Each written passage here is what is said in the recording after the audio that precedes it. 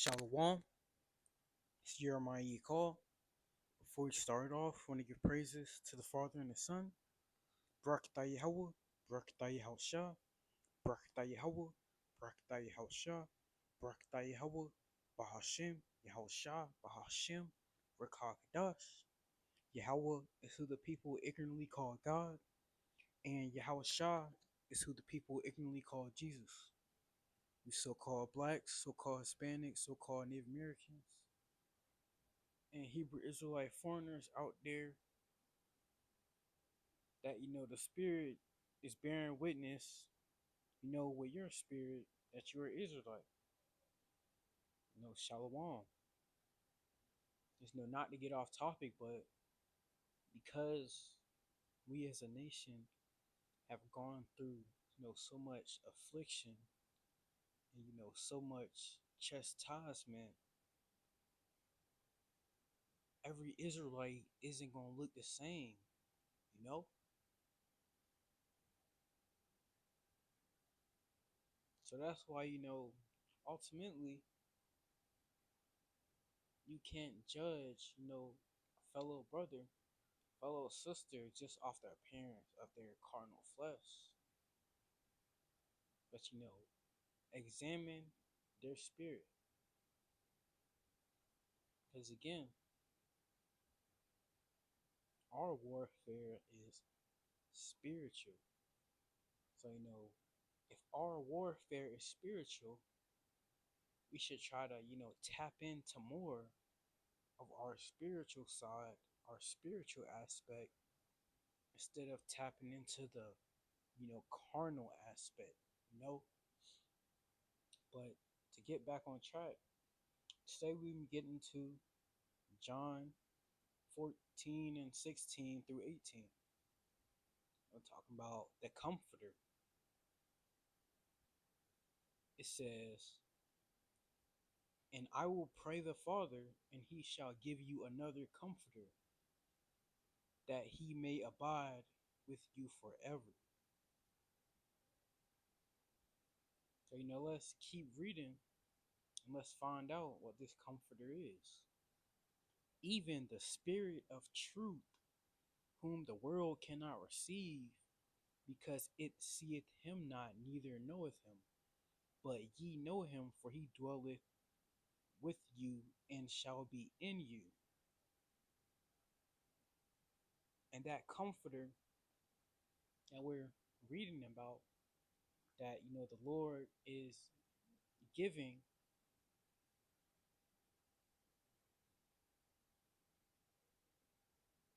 to the Akim who love him, who have always loved him, really, because it's all predestination, man.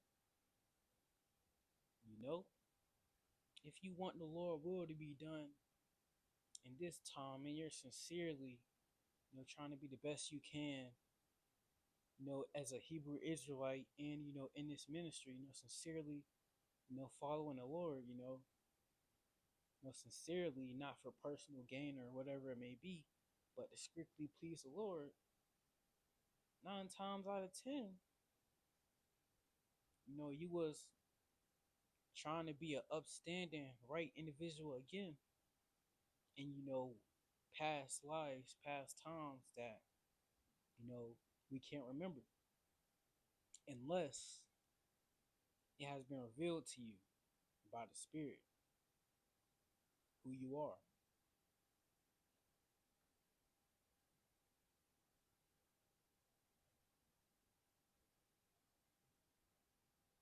And it says, "Even the Spirit of truth, whom the world can't receive." The Holy Spirit, the Rakah Kadash, is not dealing with everybody. The Rakah Kadash is not dwelling in everybody's temple, man. No, the Lord is only giving the Rakah Kadash to select, keyword, select, elect individuals. And that spirit, yeah, you can just say the Holy Spirit, but it's way more powerful than that. It says, even the spirit of truth, whom the world cannot receive. The world can't receive this gospel, this truth that we preach. They look at it as bad news, chaos, think we're crazy because the spirit isn't dwelling, in them. And it says, where the world cannot receive truth. You look at it now today, you got people reading the Bible. They don't, the majority of the people on the earth, read the Bible, don't even know, what they're reading about. In order to you to understand things that are of the scriptures, that is not surface level things, but deeper, what I would call what meat. The spirit has to be dealing with you.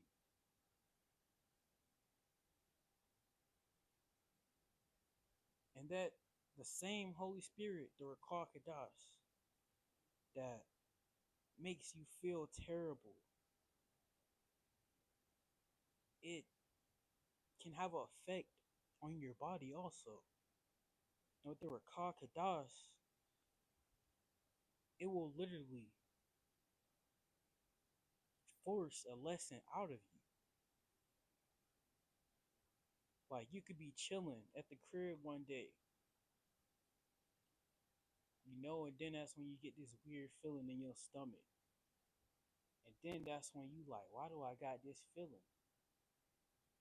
And then that's when, you start seeing numbers like 144 around the same time you get that feeling.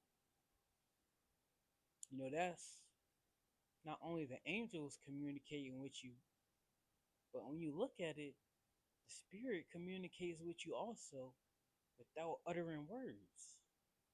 It just puts a feeling in your body, and you know exactly what that feeling means. You know? And also, you look in verse 17, it says, but ye know him. It says, but ye know him, for he dwelleth with you and shall be in you. It's ultimately saying, if the Lord's dealing with you and you're, of the elect, ultimately, the Rakah Kadash dwells in you. And not everybody has the Rakah Kadash that dwells in them and steers them to do good things. Like, when you're pushing this truth sincerely,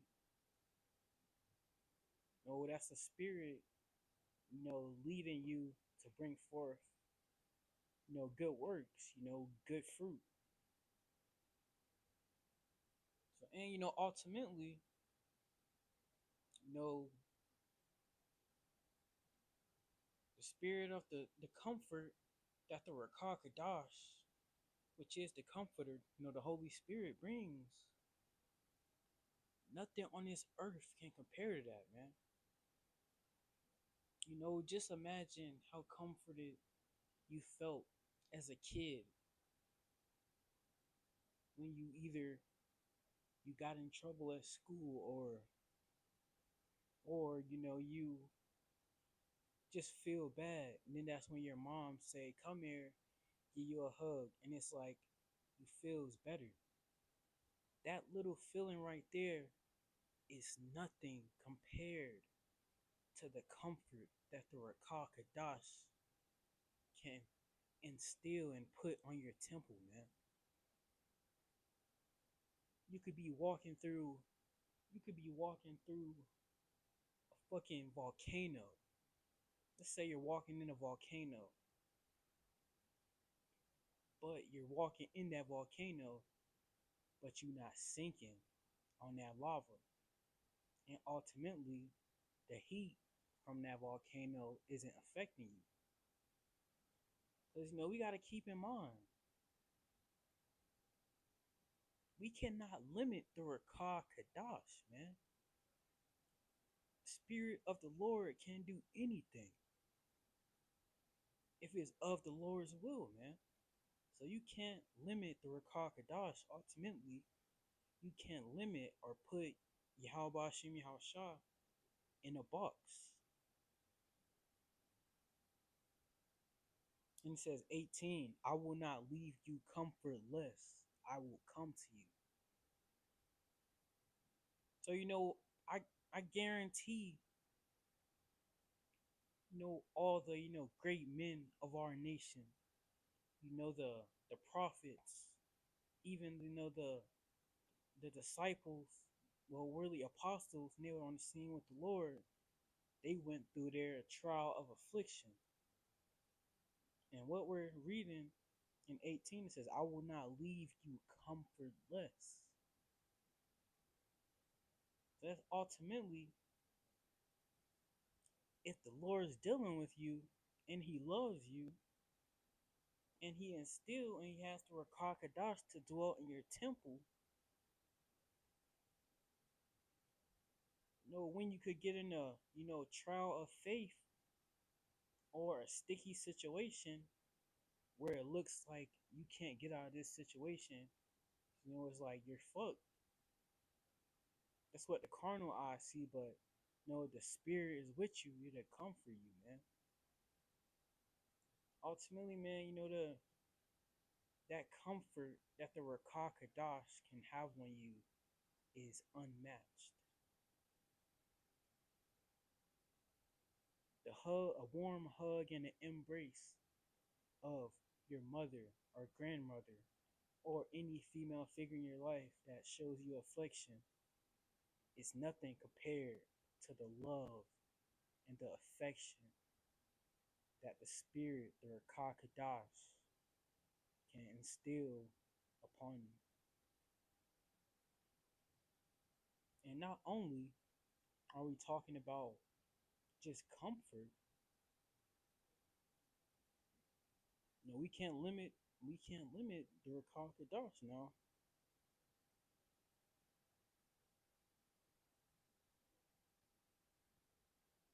Let's go to Samson, Judges. Keep in mind, he said, the comforter is also the comforter is the Rakah Kadash, which in the English tongue means the Holy Spirit. This is Judges 14 and 5. Then went Samson down and his father and his mother to Tamath, and came to the vineyards of Tamath, and behold, a young lion roared against him.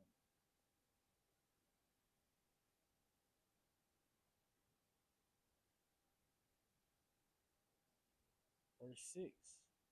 And the Spirit of the Lord came mightily upon him, and he rent him as he would have rent a kid.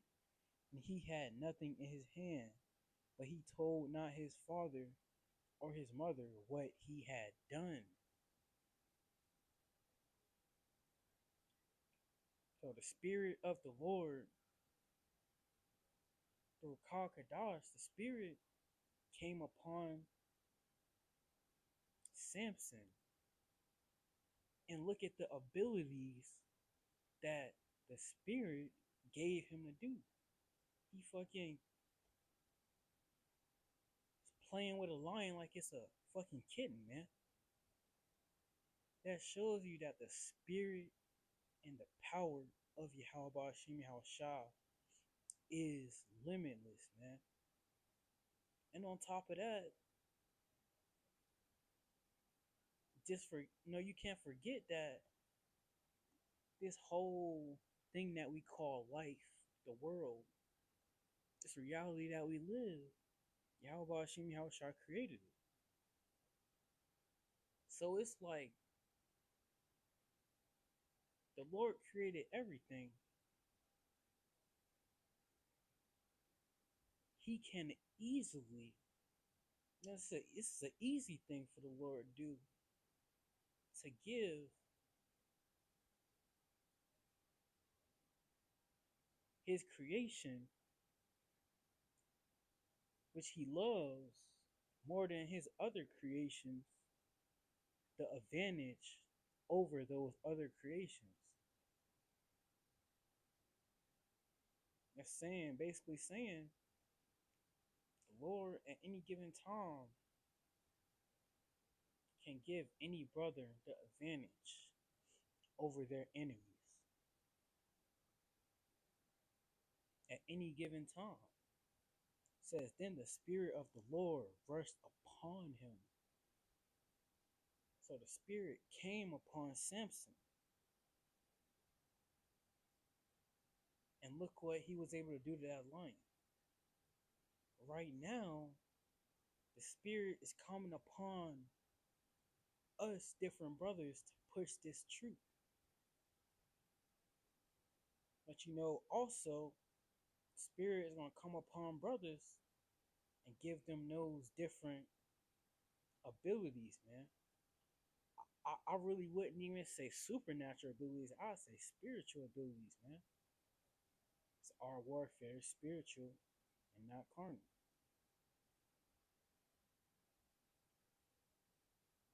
You know?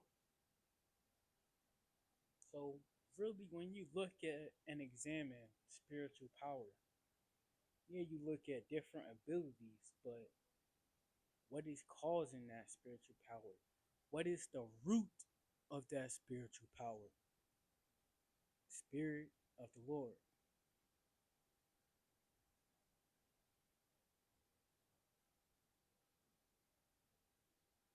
So with that, hope this lesson was edifying.